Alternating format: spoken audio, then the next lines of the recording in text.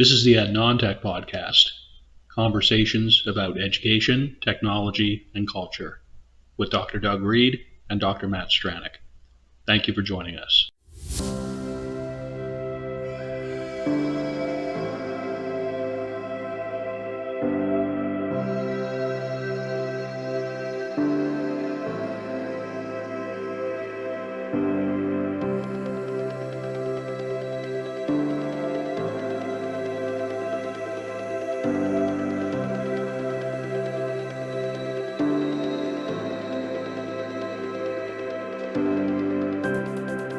My name is Dr. Doug Reed, and I am located on Abagway, the traditional and unceded territory of the Mi'kmaq people. My name is Dr. Matthew Stranick, and I am located in Manaquesk in St. John, New Brunswick, which is situated on the traditional and unceded territory of the Wolastoqiyik Maliseet people.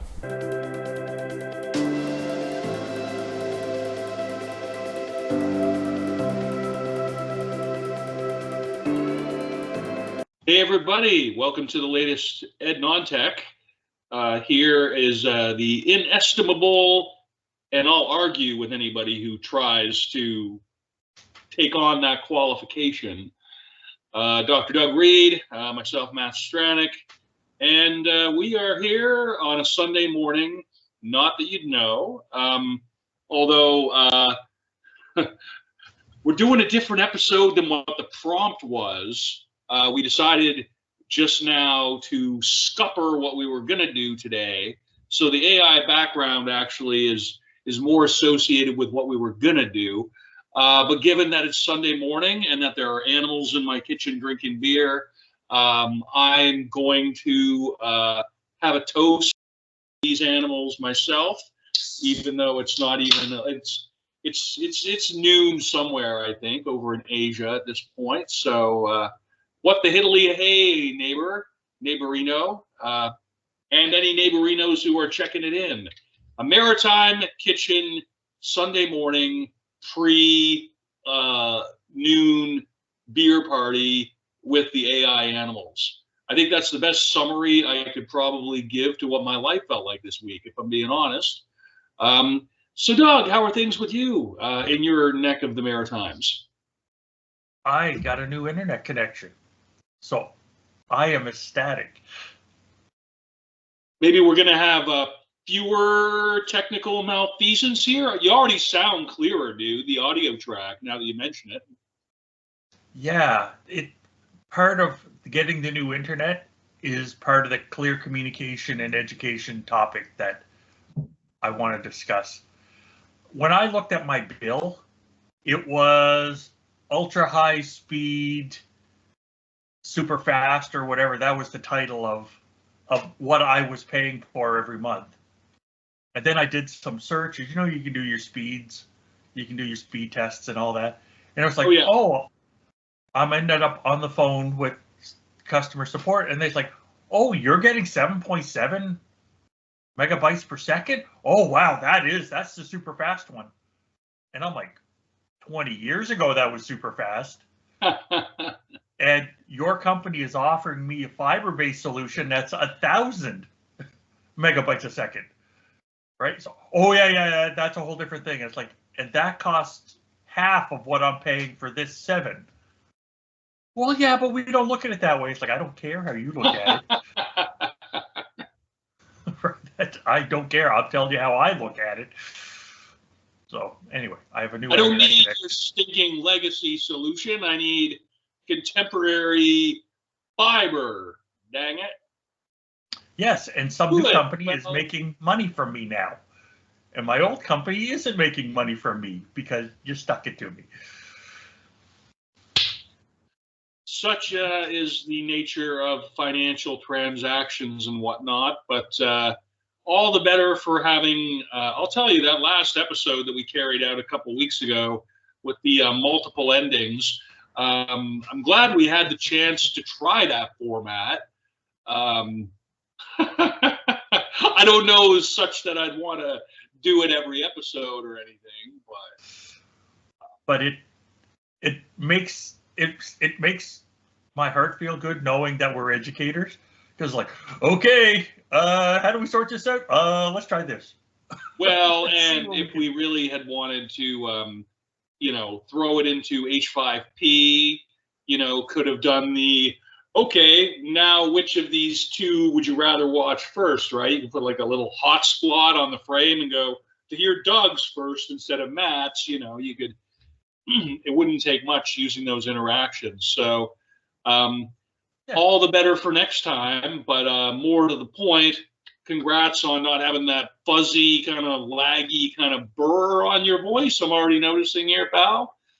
We're tentatively bracketing the sketchy maritime internet as hopefully a thing of the past within the show. Yeah. Cool, man. Well, in that case, clear communication, ill communication. Shout out to the Beastie Boys. I just sold the enhanced box set at Second Spin Records a few days back. If anybody's itching to try that out, I'm sort of looking at it like I'm in a spring downsizing mode, folks, in a huge way, such that I've decided that given my sort of personal and career trajectory prospectus, if you will, I'm basically reducing all the material items that I actually own myself into what can be accommodated on one airplane trip and in one hotel room. And everything else is being jettisoned in lieu of financial resources. And let me tell you, those records that I was just kind of obsessively building up there for a while and then dragged them even across Canada, I don't know. It doesn't really make up for what I yanked out of my RRSPs during a year and a half almost of unemployment, but it's certainly, conducive to the overall mission of being mobile at a moment's notice is kind of what I'm looking at here. So it feels good. It feels good at any point where I can justify, well, now I'm just going to get rid of a bunch of stuff.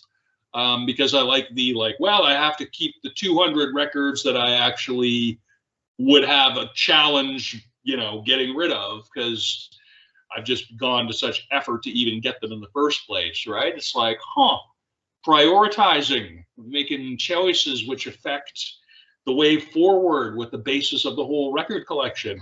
It's pretty serious existential stuff in my world, man. Anyway. On a parallel, I did the same thing when I moved to Australia. Okay. I moved to Australia with one backpack, one box, and my mountain bike. And awesome. I had 1 or 2 boxes of stuff that I stored with friends and family, but not very much. Yep. And then when I came back from Australia 6 years later, I shipped 4 boxes back. That was literally everything I owned, and I was happy. Like, what are we doing with all this extra stuff? It's taking up space. It's costing money. What are we doing with it? Well, I mean, you're paying heat and lights to just, and utilities and whatever else to maintain a dwelling space for your inanimate objects, right? Your personal objects. Yeah, so that's kind of the winds that are kind of gusting at my world here at the moment, and I like to think that it nicely aligns with the communication trip that we're on. Did you want to speak to anything else before we get into McHenry and Bozic? 1995? Nope, nothing. Good year for music, 1995. I got to say. Okay, I couldn't name a single song. Well, I'm speaking more just, I guess, of the, it was my era, man, like late 80s to mid 90s music was sort of just, it's something that affected me in significant, tangible ways that I'm still dealing with every day. So I just see 95 and I'm like, yeah, that's how the hippies felt about the 60s, it's thereabouts. Right. True enough.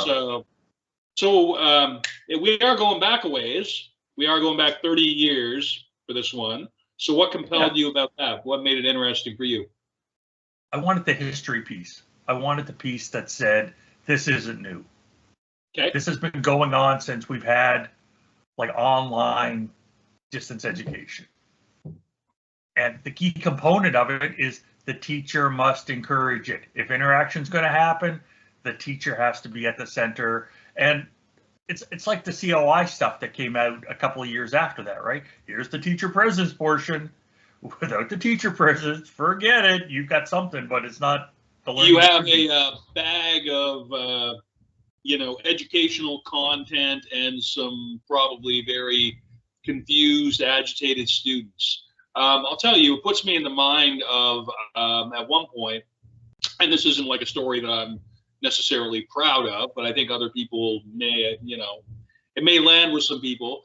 Just as in terms of what you mentioned, there was a time when I moved to Ontario, shortly after I moved to Ontario, well, it was more like about a year in. I was there for 3 years, and about a year in, I was doing some spring teaching online for a university. I'm not going to say which one, but it was a graduate level class, a lot of professional people, a lot of people who know how to educate themselves and do a really good job as functional, autonomous learners.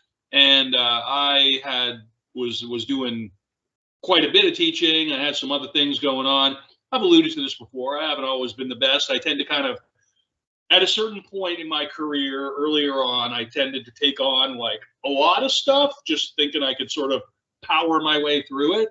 And I usually did, but that was a case where I kind of let the facilitation go. I sort of decided, well, I'll really, I'll provide some very good guidance in terms of what the directions for the facilitated discussions are meant to be, but then I won't necessarily check in that much. And I was just like, well, I'll just check in once a week. I'll check in once a week.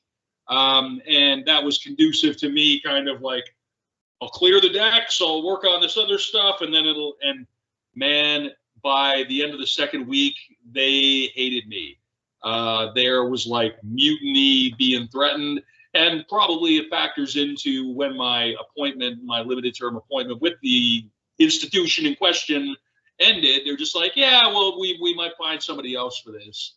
I was really one of those, I'm giving you the resources, you are all very autonomous, and my sense of what facilitation might be wanted in such circumstances completely failed to align with what the students actually wanted.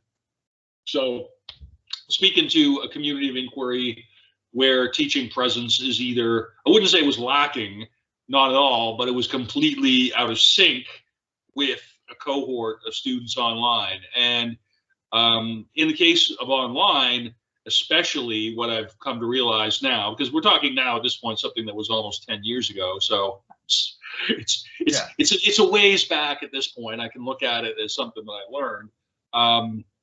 It's really it's very evident in online circumstances because you don't have the 60 or 70% of nonverbal communication that constitutes regular in the street interactions or in the classroom interactions. As a communications instructor of a certain point, I've taught that whole 70% plus of communication is actually, not the content of the message. But when you're in an online setting, very largely, all you've got is that, you got 30%, right, on which to go or less, right? Just so there's really a strong need in those circumstances, even more so for explicit, robust teaching presence. So anybody who thinks teaching online is convenient, teaching online, it doesn't take, that much, you set it and forget it. I am here to tell you from personal hard-won experience that is just absolutely not the case. That was a bit of a tirade there, dude, but I hope it was somewhat relevant. That's okay, because McHenry and Bozick lists 5 different things, and you touched on a whole bunch of them. Because they have 5 different communication themes, and you hit about 4 of them at least.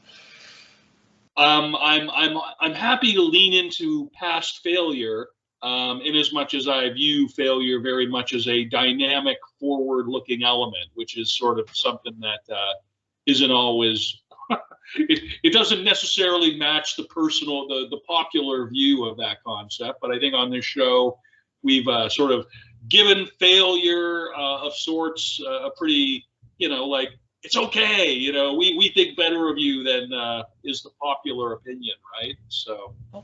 Yeah, humans try stuff. They often fail. It's did you learn, right? The did you learn part is someone. Did you learn and not do that type of thing again?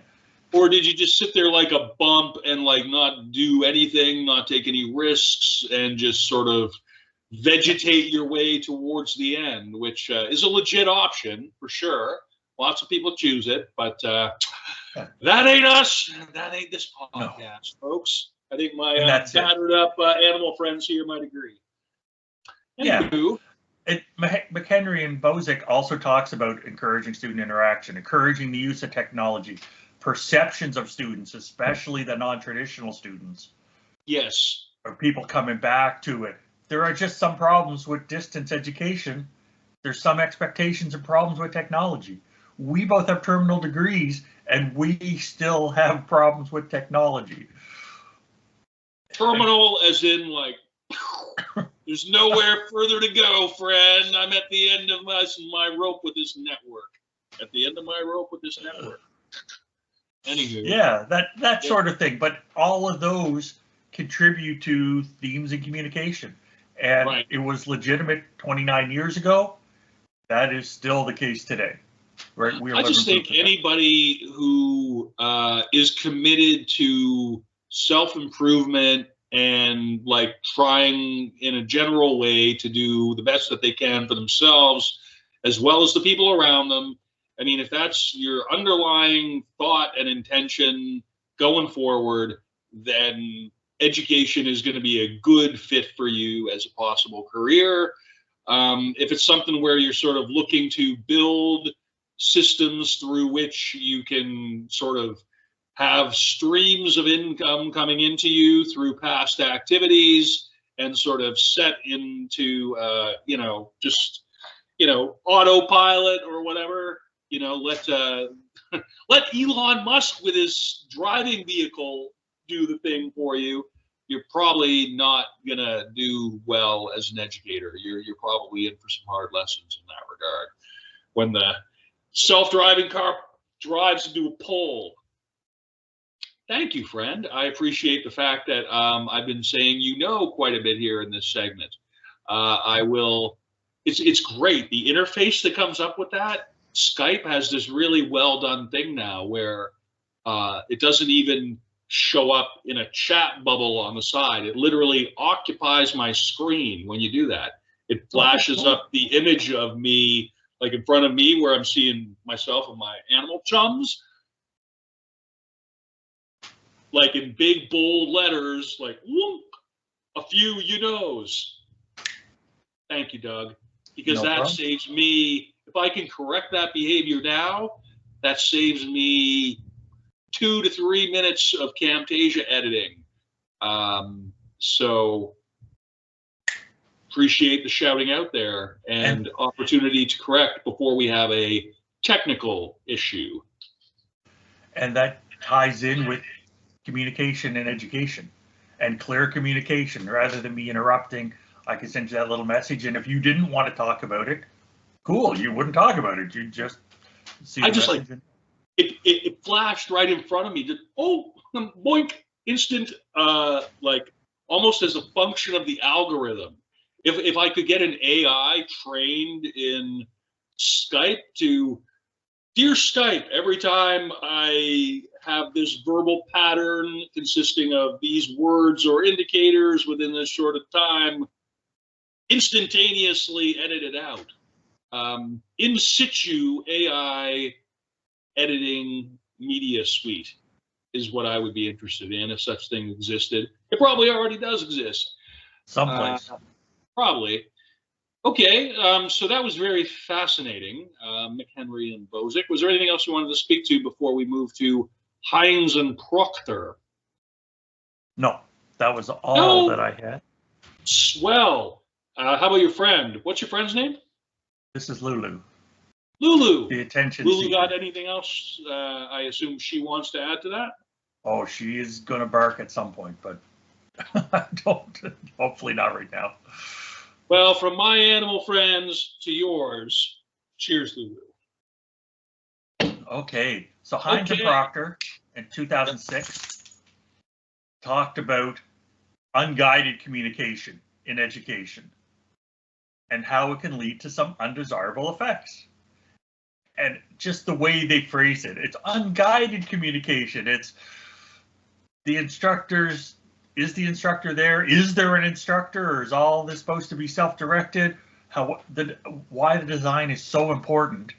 And they looked at 4 different theoretical concepts. They looked like zone of proximal development, communities of practice, conversational framework, and e-moderation model. Those and are they all said the same ones thing. Of them I know. Yeah.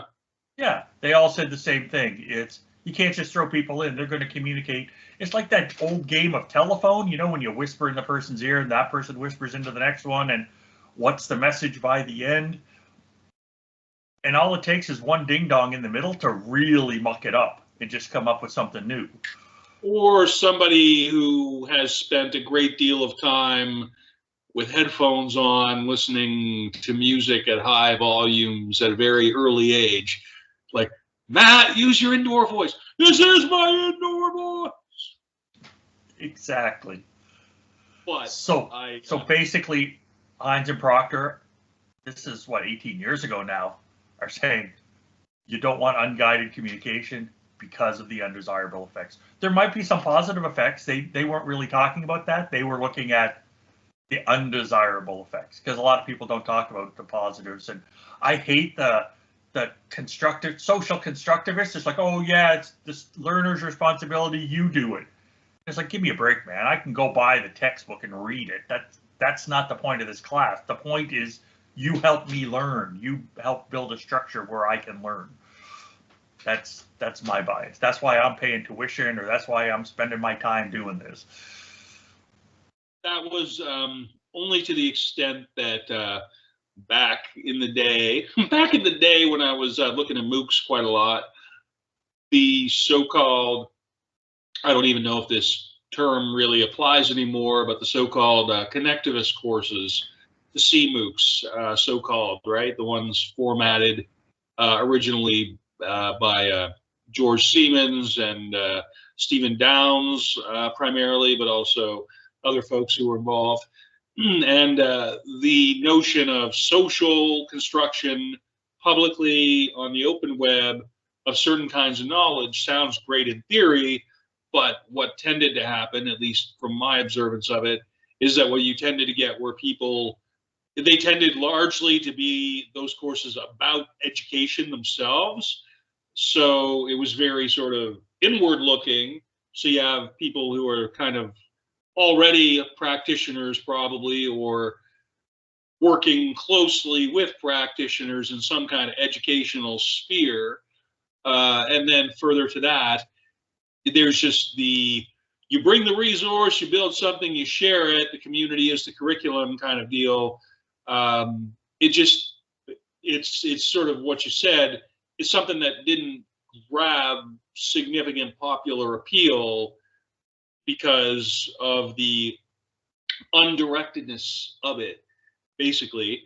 And to the extent that, on the other hand, what you call those MOOCs, the courses that exist, like in, back when edX and Coursera were still sort of raging and going large, that was where you have just these really highly built, embedded, developed environments, courses for the pay, basically like empty shells, whatever, courseware for the subjects, and then less in terms of facilitation, but still it's just so well constructed and contained, and having custom videos and media elements that basically became, the teaching function almost became automated, almost. So that's why I think that format had people in the hundreds of thousands over millions of people have taken those kind of courses back when they were still kind of raging, I guess. But then these other ones, due to exactly what you described, I think in a lot of it is just, it didn't really take, except that it got a lot of papers written. It opened up a lot of legitimate academic inquiry. But in terms of actual practice, I think you'd be hard pressed to say that it made much of a dent.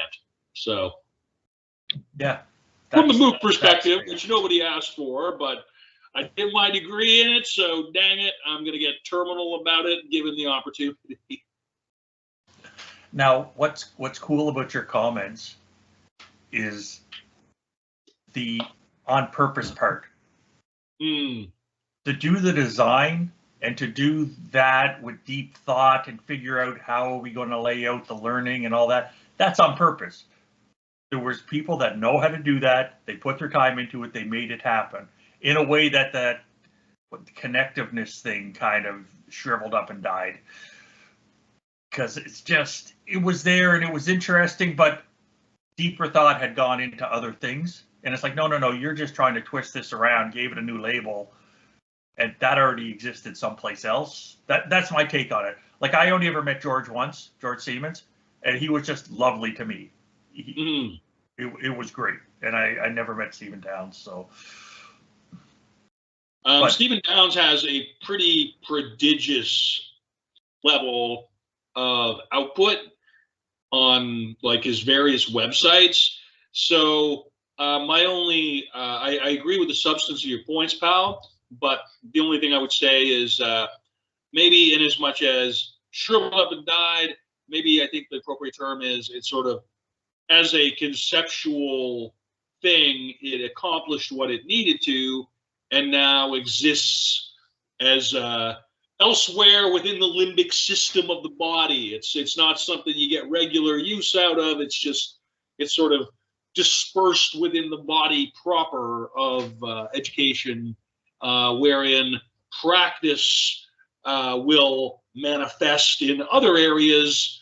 Nevertheless, the contribution has been made, and to which I think we can safely say thank you, one and all and sundry, for your efforts in that particular area.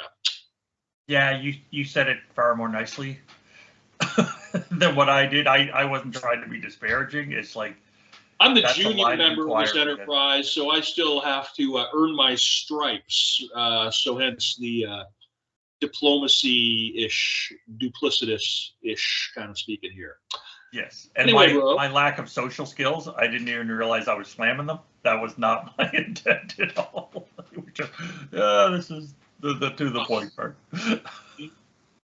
I don't think you were. I just like to give the most positive presentation that I can, except in certain cases when I really, really don't. But I'm trying to. I want to have a sign. I want to have like a little widget on there that goes like 4 episodes without slagging Thompson Rivers University open learning. You know, like it resets, and so I'm doing my best to refrain from having less than positive things to say at this point, because there's a lot. So should that be a meta tag category? Might be meta. I slam Thompson Rivers, didn't slam Thompson Rivers. Well, so spoiler alert, folks. The next episode that we have that we're going to do after this one is about WordPress, and I just don't see how we're going to get through an episode about WordPress without that taking up some space. So we are pretty much at the meta of it now. I couldn't let the opportunity to say something go by and just not say it, even though 95% of the time in my life and career, it's almost always better for me when I do. But that's not what the podcast is fully here for, folks. Anyway, so anything else on the Hines and Proctor, or are we ready for Rodenberg and Fletcher? Rodenberg and Fletcher. Oh no, sorry. Yeah, Never mind. I I have saw Morale and Pearson. yes, they were citing Roddenberry and Fletcher. Pardon me. Pardon me. Yeah, no worries, no worries. Yeah, I normally don't do that. So yeah, I threw you a curveball there. So that's on me. The citation within a citation. It's I don't spend enough time in an academic writing environment anymore to automatically catch that on the first pass in the paragraph. So And I'll give you the troubleshooting as to why I did it, because normally I don't. I grab quotes from the article and the authors. the and primary sources, yeah. My primary sources are always free. You can Right. go without access to the academic databases and find all this stuff. But the Yep. Roddenberry and Fletcher I couldn't find for free, but I love the line. So Okay. and they had quoted it, so it's like, okay, I will take it. But in the interest of using a really good line. I got you, pal. Yeah. I got you. It is a really good line. oh yeah, for sure. So they're talking about why communication is important in education. That's the title. That's a 2008 article. And basically, poor communication is a frequent and time-consuming problem in contemporary organizations. This is not new. There is an image that I added to our notes doc, our Google Doc. Mm-hmm. It comes from 1944. It's from the Office of Strategic Services, and it's a manual that the Allies in World War II were sending or dropping off or whatever, getting to occupied Europe and occupied Asia and South Pacific. Anti-Axis propaganda, if you will. And it was a guidebook. It was a recipe book for how to screw up an organization, right? How to stop it, how to slow things down, how to make things worse, how to be time consuming, how to lower the quality, like how basically to make a mess of things. So in 1944, they're publishing rules on how to do it. And we've got Morell and Pearson in 08 saying, yeah, it's a problem, but it's not a new problem. It is a very much a long-standing issue. And the quote, Roddenberry and Fletcher are talking about how training and coaching help improve communication in organizations. And when I look at it, that's so vital. Because I've been in leadership positions and I've been entry-level employee and I've been everything in between. Nobody taught me. I never took a course on how to communicate with employees. Like I sat through some like PD sessions and it's like, well, most of this is common sense. Treat people like they're human beings. Don't be a jerk, right? Listen as much as you can, right? Be fair. But nobody taught me. I learned it on my own. And how many people in leadership positions don't do that? You also benefited from having educators for parents. So, I mean, that whole thing, maybe you had benefits in Yes. that way of thinking, if you will, that other people coming from backgrounds where they don't have that kind of chance to observe it or be supported by it. Not everybody's quite as fortunate as you, pal. That's all I'm saying. As a kid, I didn't find it fortunate to sit at the kitchen table and do the math activity and then have so you haven't shown your work. Explain how you got here. Every damn question. And it gets to the point where it's like, is it right? Well, of course it's right, but how did you get there? What was the thinking behind it? And that's like a 9-year-old or a 12-year-old, or it's like, oh, I'm losing my mind. Why are you doing this?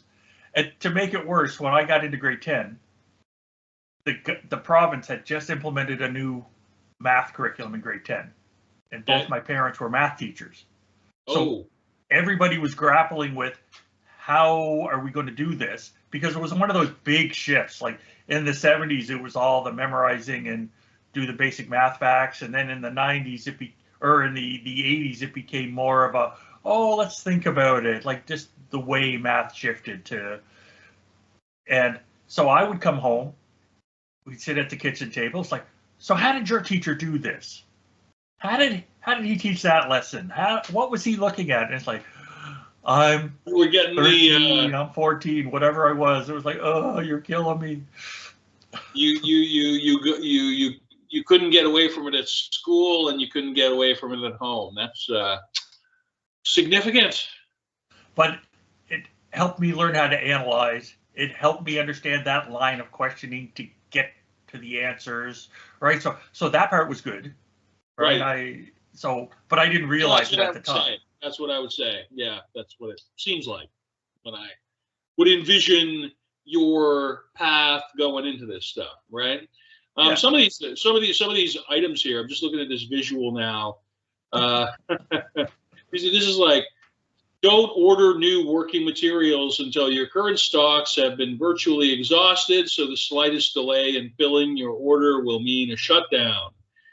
In making work assignments, always sign out the unimportant jobs first. See that the important jobs are assigned to inefficient workers of poor machines.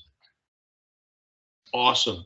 I just there's more of those. That's, you know, there's one of my favorites is to lower morale and with it productivity or production, be pleasant to inefficient workers. Give them undeserved promotions, discriminate against efficient workers, complain unjustly about their work. It's like, yeah, that's how you kill morale. In the instant you've got morale killed, right? How much learning is happening in an education environment or any environment when that's going on? When you're just spending your time trying to think of how to get through your day with the least amount of misery. Yeah, been there, done that. You know, that's it. Yeah, it's been known to happen. And how much learning is happening? How much, like in an education setting, right? I have stuff I want to read. Like I'm still trying to get through Paulo Freire's Pedagogy of the Oppressed. It's really hard. Like it's worthwhile. It's heavy, dense writing. It's heavily conceptual, and it also very much requires that you would want to know a bit about Brazil, about the political context.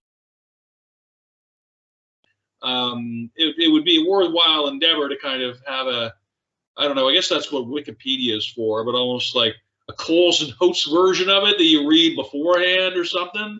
Yes. But I mean, there's lots of commentaries out there. I mean, tons of peer-reviewed literature. But no, to speak to your point, I know like exactly what you mean. It's like every paragraph is great, and every paragraph has like reference to a whole bunch of really heavy concepts that you got to sort of step back and think about it. Otherwise, you're just going to give it a superficial reading, which it is definitely not in your interest to do. So right. So if I'm in a learning environment, and I'm not right now, right? Like I'm reading that because I want to. That's my personal choice for my own growth. Yep. But if I had a prof or an instructor or something say, get that done by such and such a date, and here's a 10,000 word paper on that paragraph, right? It would be a very superficial reading. And that's not the point of what I'm trying to learn. Well, and that's it. Again, I think this is a case where people have their own goals and their own reasons for wanting to achieve certain kinds of personal and academic outcomes. So this is why, for me, when I hear about somebody who like only did 3 years of a program, or I mean this or that, just had alternate paths other than completing a credential, I just think like that wasn't a waste from what I can tell. Anybody who just spent some time in there, figured out what was working, what wasn't working. So it's almost like, again, the thing that you learn as much from like quote unquote negative experience is it's like, well, I mean, at least it was learning. At least you were open to something happening. At least you were changed by being open to something instead of sitting in a statutory, like stationary. I said statutory. I don't think that's the word. Stationary position, it's a static position, like just removed from any purpose other than maintaining an equilibrium until there is no equilibrium left to maintain, i.e. dissolution.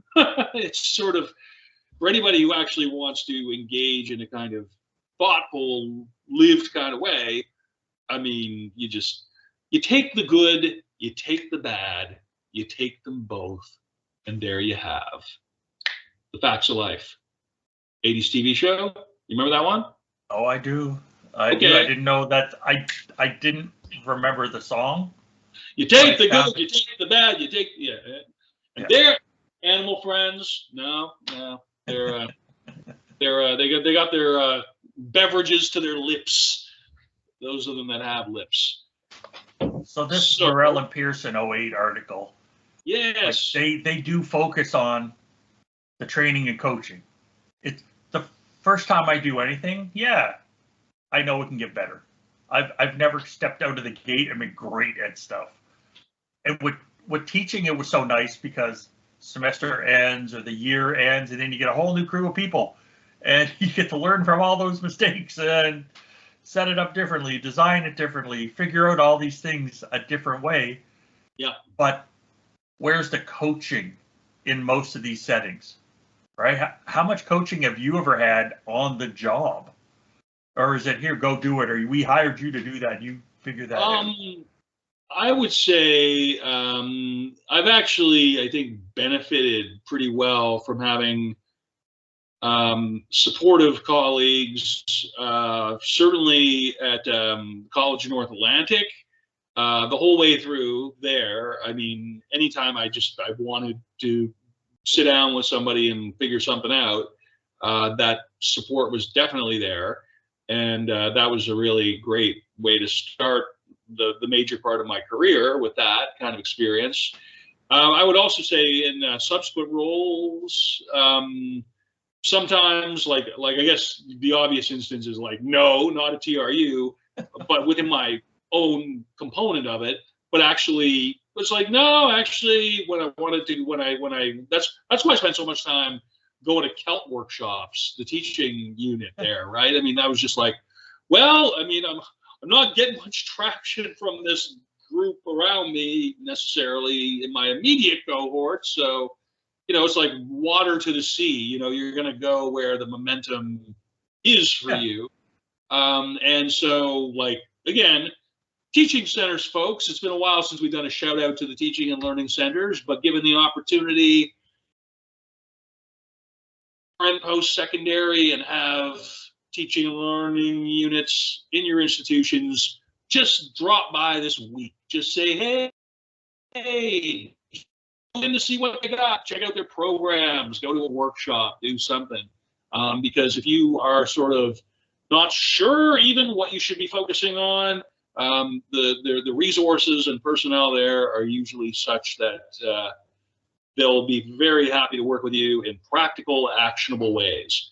So, for instance, if I were to consider, a future where I was working in post-secondary again, I could see being in a teaching unit much more easily than in just a strictly technology-based unit, because that just been there, done that, got the t-shirt, right? So anyway, dude, Absolutely. Shout out to the TLCs and whatever other varieties of acronym there are. Yeah, and that's the coaching part that I think is so valuable, and that needs to happen more, but not just with the educators that are in the classroom that are face-to-face with the students or that are interacting directly with students, but also with the people in charge. Yeah, for sure. You have to know that, you're valued, that you're heard. Yep. Yes, that's it. So Z and Derek Shaw for 2021. So I jumped up a bunch of years to get closer to now. Yep. What they did, what I really love about what they've done in the conceptual review of positive teacher interpersonal communication behaviors is they went through and they gave us actual examples instead of of course you have to interact with the students and engage with the students. Like, what's that mean? What's that look like? I am a guy that likes the recipe book. I like if I do a recipe, right? I'm experimenting with making a bunch of different curries now because I'm trying to cut as much meat as I can and have as many vegetables, way more vegetables, way less meat, that kind of thing in my diet. So I'm working with curries because there's a flavor there that's you put the curry paste in. Anyway, there's actual examples in the recipe book. Here, put this much in. Go to this. And once I have the actual recipe, I follow it the first couple of times, and then I start to experiment. Right. I'm not a person that can jump right in with experimenting and let's dump all this in to see what happens. I know what's going to happen. It's going to be a disaster. So why not? And they gave us some recipe ideas, right? They talk about what teacher clarity behaviors refer to. They talk about nonverbal messaging. Hey, reword the main ideas. Mm-hmm. For people that haven't been in a classroom before, like, what do you mean do that? Like that's, but for people that have been in a classroom, it's like, yeah, how do we approach this with that student again? I used to teach like elementary students how to do math and multiplication. There is a lot of rewording your explanations and a lot of figuring out how is another way to say that? How is another way to provide examples? This is why I love illustrations so much. It's illustrations. A good picture is worth 1,000 words, right? It just is. Bad pictures are a disaster. That's another whole thing. But well, it's just as funny the things that kind of crop up in your career, and like I spent a good amount of time as an English teacher, but like early on, when I was doing that, I got to teach a public speaking class, which I actually enjoyed, and I think I'd be a lot better at it now. But when I was still like within my first 2 years as within even being an educator at all and this and that, it was like some of the feedback I got from that first round of teaching public speaking, like, man, I don't know why you have this guy. He doesn't really, have much, like, I guess, for control was sort of the notion in terms of like, they didn't see me using my body language intentionally or, my voice or eye contact or all those things. It was sort of, I was like, well, here's PowerPoints about how to do PowerPoints effectively. And it wasn't something where I had the knowledge or skill to sort of step up and with confidence represent that as well as speaking to it. It was like, well, I'm going to give this content a hearing, and then we'll go through it, and then the students will do presentations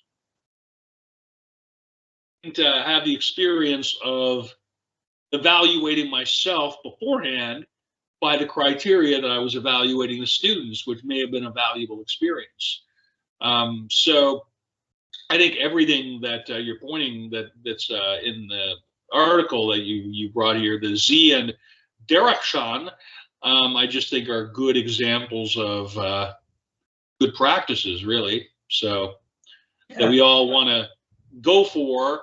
And as you get further into it, it becomes maybe a little bit more natural to be able to kind of do that stuff in the moment without having to think explicitly about it too much. It just becomes part of your repertoire of what you're able to do. Yeah, and their focus is a focus I agree with. Yep. To me, like their first line, clarity is conceived as a process where educators and students communicate and negotiate meaning to make the info more understandable. It's when I wrote my dissertation for my doctorate, my supervisor and I had a bunch of people that helped me, and they hammered my writing style because I was trying to tell a story. Okay. Right? I was trying to tell the story of me getting a doctorate and here's the data. And they're like, no. Well, there are legit academic traditions, including narrative inquiry and autobiography, ethnography, or autobiography as ethnography, something like that. So, like, there are actually some legit forms of doctoral study design that would permit that to be the case. But I take it that wasn't a view shared by your colleagues. I did not go down that path. Okay. Right? Yeah. If I had, they would have been great with it. But I headed down the case study ethnography path rather than. And so what was interesting is basically somebody broke it down to me, and they said, when you're writing a paper, let's write a conference paper. Here's what you got to do. It's tell me what you're going to tell me, then tell me what you told me. Yes. And it was just to the point. And I'm like, but I'm saying it 3 times. Won't people get bored? And it's like, people will thank you for the clarity. I seriously, I taught technical writing, and I taught that what you just described so many times, and it was a joy to teach that content. It was like, we're just trying to make it as straightforward as you can. People have a limited attention span by definition.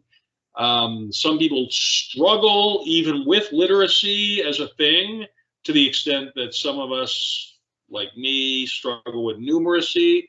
So, I mean, clarity is just, it rewards itself in the short term.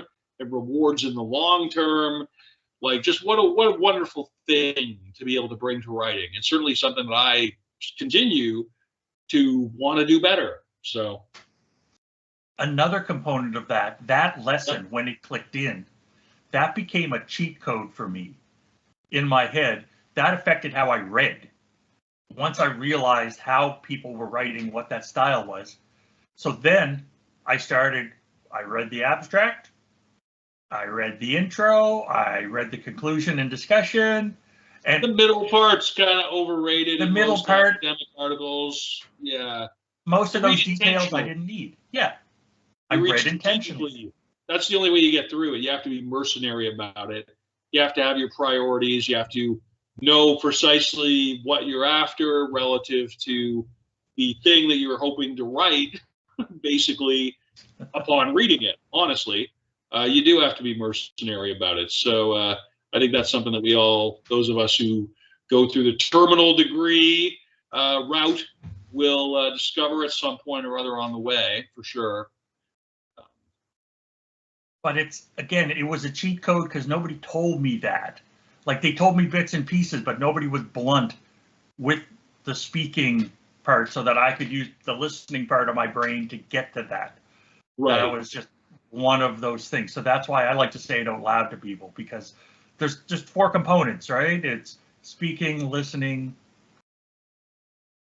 reading, and writing. That's in the New South Wales language arts curriculum. Those are the 4 components. Okay. So we've now hit all 4 in this message at the very least. So hopefully that provides some clarity for somebody. Well, it's all about multiple modes of expression, multiple modes of format.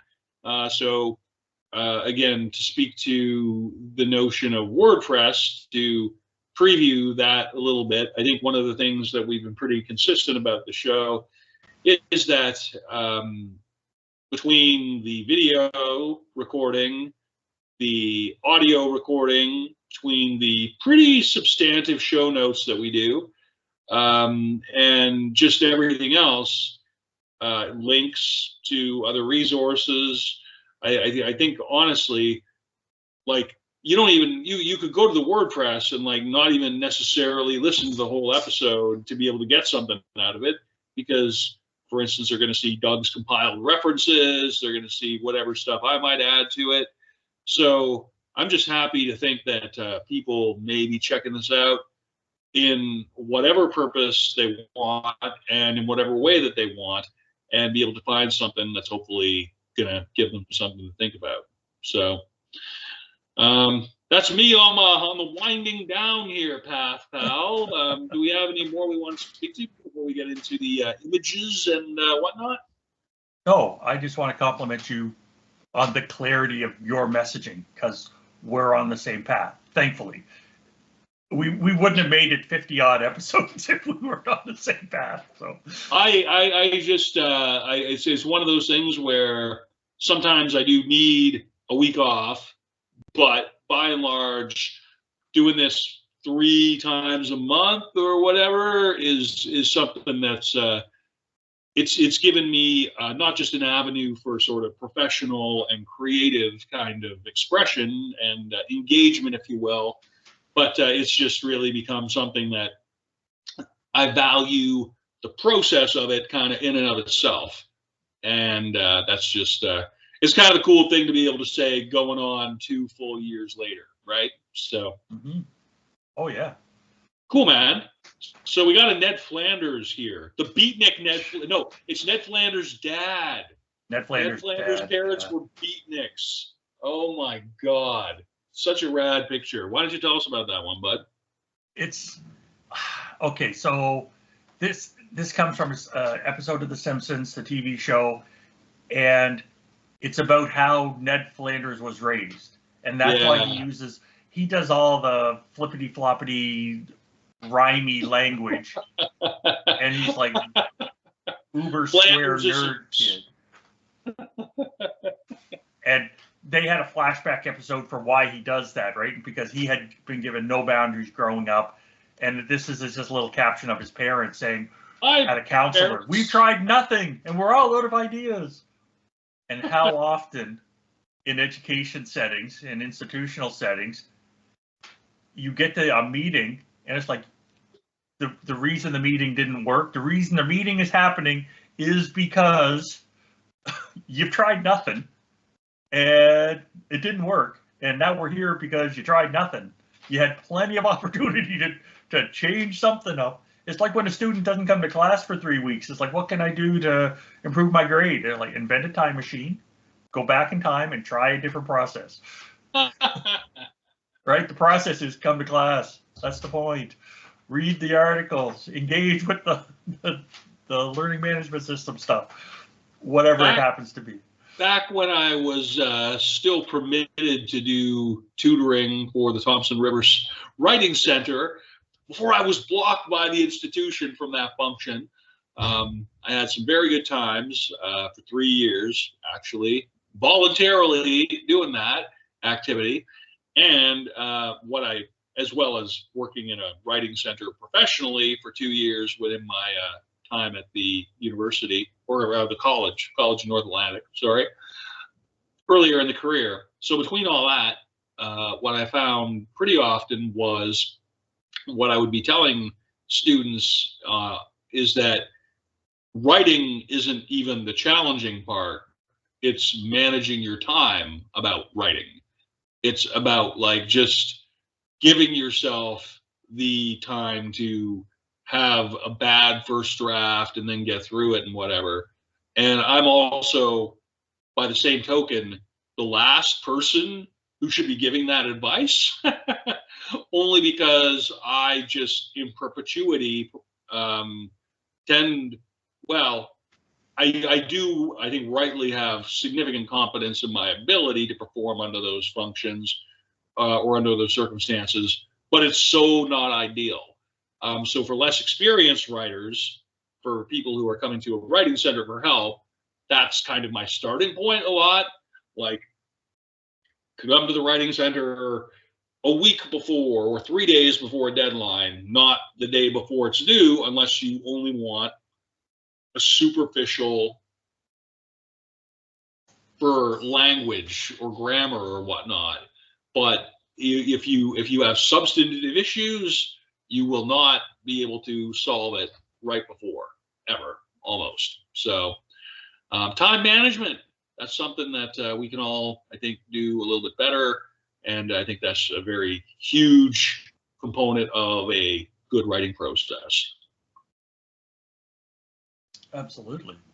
Yeah, now, there are some other pictures here of how to be clear with communication, and I hope some of the listeners go and look at them because I thought they were cute. They made me laugh. There's some good ones. There's one with hand signals, like on a construction site. I want to learn sign language, and I've said this before. I want to learn sign language so that if we're in a loud place, like in a mall or in whatever, I can just sign language to my wife, and we can have the conversation. Like, I'm not going into that clothes shop. I'll go to the whatever shop instead. Just those sorts of things that save us the actual speaking, just to be clearer with communication. Otherwise, I got to fight my way into that shop to say, yeah, I'm not staying here. A more direct approach to the message. Yeah. Yes. And one thing I did in these notes that is different than ever before, I have included a video link. Okay, cool beans. And for people that have ever seen the TV sitcom Schitt's Creek, it is about one of the characters learning how to make a recipe and another character giving directions. They don't understand each other and neither could get the point across. And it just makes me laugh every time I see it. And I have seen that happen in too many education situations where I can't explain it any clearer. It's like, you haven't explained it at all. Like, what's going on? Like, so if you get a chance, the fold in the cheese link is well worth the 30 seconds to a minute to watch. It just makes me laugh every time. And it also makes me a little sad because I remember being the student that needed clear communication. Well, you had me at Schitt's Creek, quite frankly, so definitely looking forward to checking that out. So, Doug, what about the word, question, and phrase of the podcast? Word of the podcast is going to be clarity. It's we mentioned it in everything we've said, all our examples. So clarity is the word. The question is, why has clarity of communication not been more of a priority in teaching and learning? It's there, but it's like one of those soft skills. You know, when you apply for a job, it never says must work well with people, but they definitely want you to be able to work well with others. Yes. We've known clarity of communication has been an issue for a very, very, very long time, and I've never taken an academic class on it. I don't think any of the classes I've taught has ever had a clear communication, like learning outcome or focus or assessment. I think it's all covered like off the side of your desk kind of stuff. Well, of course they're going to learn that. If there's no learning outcome and you're not evaluating it, it's not happening. Right. So that's why hasn't this been more clear? Like, why? This is the core of everything. Why isn't it front and center all the time? No, exactly. That sounds legit. I completely support that as a reformed English teacher. And the phrase of the podcast, dude, is be mercenary about it. I loved the way you phrased that. That was just, it had a nice turn of phrase. It was get to the point, right? Which is very clear. It's get rid of all of the excess other stuff and get to where you're trying to go. Well, I'll give credit to my background animal friends who are busy whooping it up in the AI kitchen here with their AI beverages. They kind of, while you were talking, they kind of just slipped that one over to me, and they were like, "You want to remember that?" I'm like, so it goes, right? Awesome like a possum. So, yeah, I am pleased to be getting back to this after taking a week away, which was ended up being very helpful for me. Anything else here you wanted to speak to, Doug, before we wind her down for the episode? No, I don't have anything. One of the things I really enjoy is because this is a volunteer thing, right? We're not getting paid. Nobody's forcing us to do it. I like the fact that we can roll with our schedules. I like the fact very that much. Sometimes we get busy, sometimes we get sick, sometimes whatever. Life happens, and then we just roll with it. And that's part of what teaching is. And we have that clear communication that, okay, if it happens, it happens. Right? It's welcome to life. We'll roll with it. We'll figure something out. So that's all I have. And I hope everybody has a great day, and we'll see you later. Yeah, fantastic. I agree with everything that Doug just said and then some. Take care, everybody, and bye for now.